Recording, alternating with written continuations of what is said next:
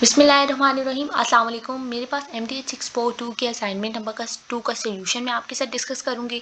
Assignment की due date जो है वो आपके पास 12 जुलाई है 2023। टोटल 15 मार्क्स के इंस्ट्रक्शंस आपको पता होंगे। डायरेक्ट अपने क्वेश्चन की तरफ चलते हैं।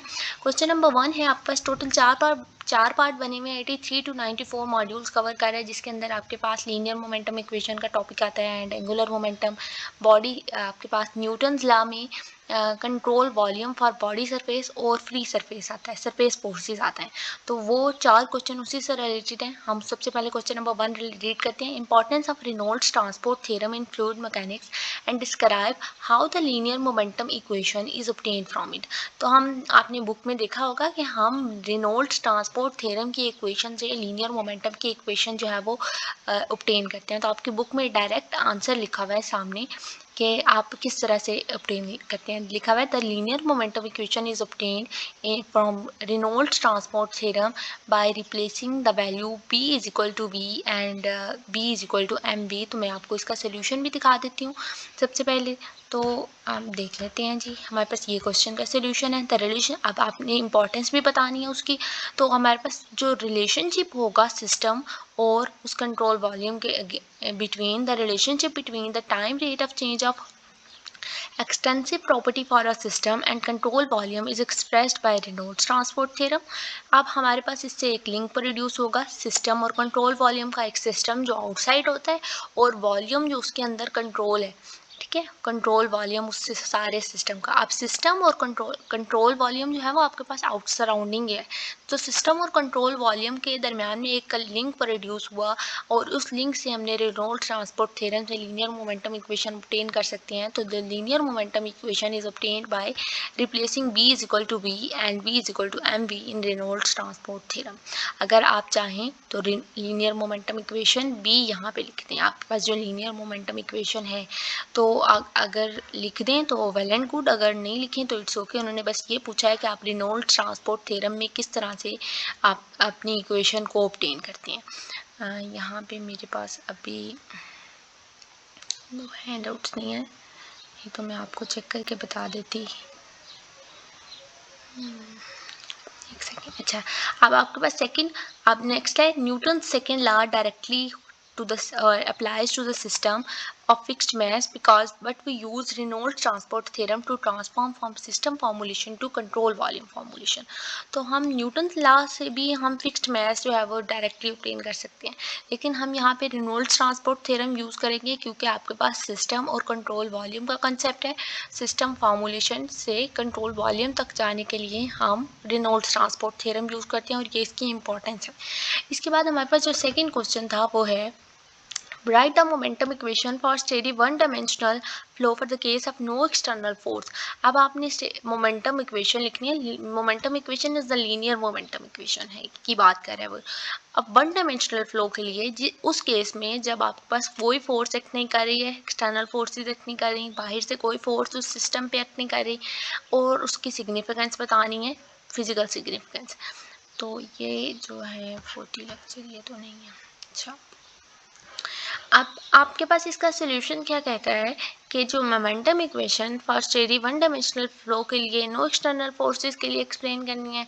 तो वन डायमेंशनल फोर्स फ्लो के लिए नो एक्सटर्नल फोर्सेस के लिए जो सिस्टम आपके पास होगा ना, सम ऑफ फोर्सेस होगा वो ज़ीरो के इक्वल एक्ट करेगा। मतलब वो फोर्सेस, अगर फॉर एग्जांपल आपने momentum equation one dimensional flow के लिए जब एक्सप्लेन करनी है तो आपके पास कोई ना कोई सिस्टम होगा। मैं आपको सिंपल एक सिस्टम बना के बता रही हूँ, it's not complete discussion of your question.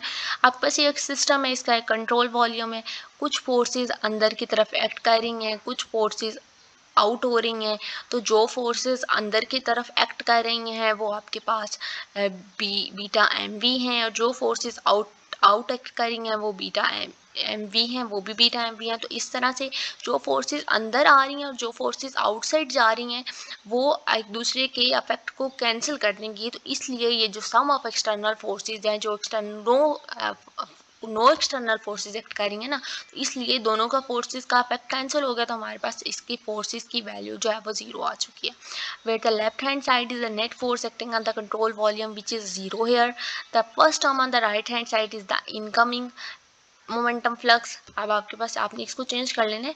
First term is the outcoming momentum flux and the second term is the incoming. मैंने यहाँ पे पहले आउटकम लिखा देन इनकम, तो आप अपनी स्टेटमेंट को भी उसकी रिस्पेक्ट से चेंज कर लें।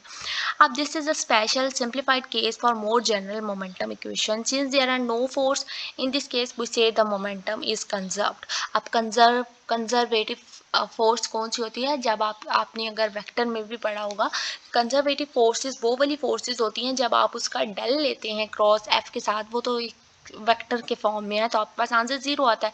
तो अभी भी आपके पास जब अंदर आने वाली फोर्सेस और बाहर निकलने वाली फोर्सेस ने एक दूसरे के इफेक्ट को जब कैंसिल कर दिया तो आपके पास आंसर जीरो हो गया। तो हम कह सकते हैं कि जो फोर्सेस हैं, जो मोमेंटम है वो कंजर्व्ड है, और मोमेंटम जो है वो एम बी।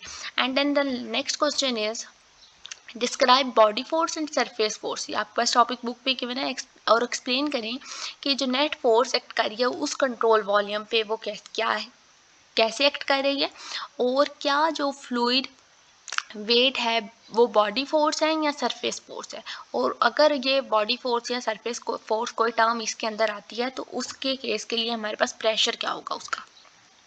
तो सोल्यूशन देख लेते हैं। द फोर्सेस, सबसे पहले तो हमने बॉडी फोर्सेस और सरफेस फोर्सेस को डिस्क्राइब करना है और नेट फोर्स बतानी है उसकी। तो the forces acting on control volume consist of body forces. अब वो फोर्सेस जो कि कंट्रोल वॉल्यूम पे एक्ट कर रही हैं वो कौन सी फोर्सेस हैं, वो बॉडी फोर्सेस होंगी that act throughout the entire body of control volume. मतलब बॉडी फोर्सेस पे जो कंट्रोल वॉल्यूम जो बॉडी फोर्सेस पे कंसिस्ट है ना, उसके अंदर आपके पास कौन कौन सा कंसेप्ट आता है, ग्रेविटी का आता है, इलेक्ट्रिक एंड मैग्नेटिक फोर्सेस का आता है।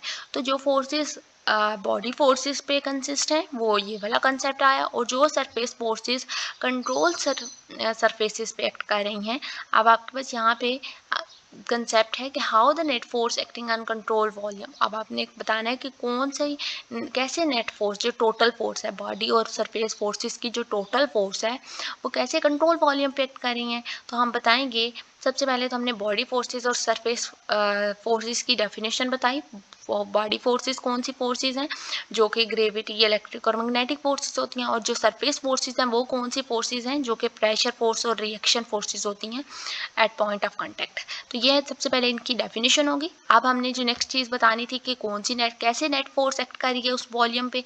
तो net force acting on the control volume is sum of all body and net surface forces, उन दोनों का सम होंगी। और जो नेक्स्ट पार्ट बताना है हमने वो है fluid weight, is fluid weight a body force और सरफेस फोर्स। अब जो फ्लूइड है उसके अंदर कंट्रोल वॉल्यूम के अंदर क्या वो बॉडी फोर्स है, मतलब कि क्या उस पर ग्रेविटी, इलेक्ट्रिक या मैग्नेटिक फोर्सेस का कंपैक्ट अफेक्ट आ रहा है, या उस वो जो फोर्सेस हैं वो हमारे पास प्रेशर फोर्स है, जो फ्लूइड उस कंट्रोल वॉल्यूम के अंदर है वो प्रेशर फोर्स है। तो अब हमने बताना है कि ये प्रेशर जो आपके पास फ्लूइड है वो बॉडी है या सरफेस है। तो जो आपके पास फ्लूइड होगा वो एक बॉडी फोर्स है, और जो प्रेशर होता है वो एक, और प्रेशर बताना है तो प्रेशर जो होता है वो एक सरफेस फोर्स है। अब यहाँ पे हमने दोनों कॉन्सेप्ट इकट्ठे, यहाँ पे ये जो आपके पास क्वेश्चन है ना, ये जो पार्ट बनाए हुए इस फ्लूइड इज बॉडी फोर्स और सरफेस फोर्स या हाउ अबाउट प्रेशर, ये एक ही क्वेश्चन है। तो यहाँ पे यही बात पूछ रहा है कि जो फ्लूइड है वो बॉडी फोर्स है या सरफेस फोर्स है, और प्रेशर भी बताएं कि वो बॉडी फोर्स है या प्रेशर फोर्स है। तो प्रेशर जो है वो आपके पास सरफेस फोर्स है, और जो बॉडी है फोर्स है वो आपके पास fluid weight is a body force. In the general fluid flow, the flow is influenced by both body and surface forces. Next question था आपके पास, how angular momentum obtained from Reynolds transport theorem.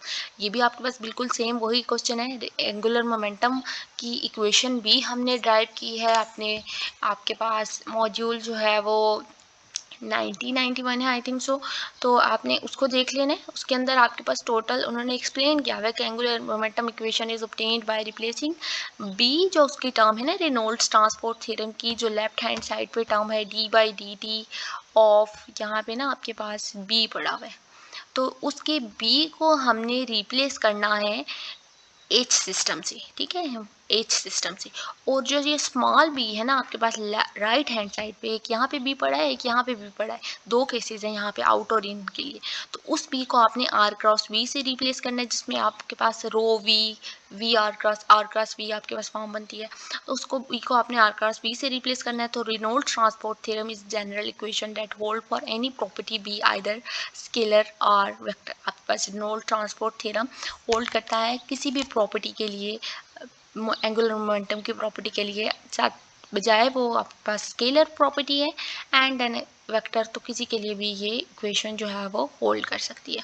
तो आप इसके लिए भी अगर Reynolds transport theorem लिखें, फिर आप उसमें बताएं कि हम इसकी वैल्यूज़ को रिप्लेस करें, और देन आपके पास एंगुलर मोमेंटम इक्वेशन का जो फॉर्मूला है वो लिख दें नीचे, तो आपके पास क्वेश्चन और ज़्यादा अच्छे से एक्सप्लेन हो जाएगा। क्योंकि आपके पास ये जो क्वेश्चन है वो आपके पास 3 मार्क्स का है। तो फर्स्ट क्वेश्चन में ये 4 मार्क्स का हमारे पास लिखा तो है हमने, लेकिन अगर आप इक्वेशन लिख देते हैं तो ठीक है। लास्ट क्वेश्चन 3 का है, अगर आप इसका इतना भी लिख दें तो ठीक है जितना मैंने आपको बताया, एंड फार्मूला ना भी लिखें तो ठीक है। तो होप सो आपको समझ आई होगी। अगर मेरे से कोई मिस्टेक हो गया तो आप मुझे कमेंट कर दें, मैं उसको ठीक करने की कोशिश करूँगी। एंड देन वीडियो अच्छी लगे लाइक करें, चैनल को सब्सक्राइब करें, अपने फ्रेंड्स के साथ शेयर करें। अल्लाह हाफिज़, थैंक यू।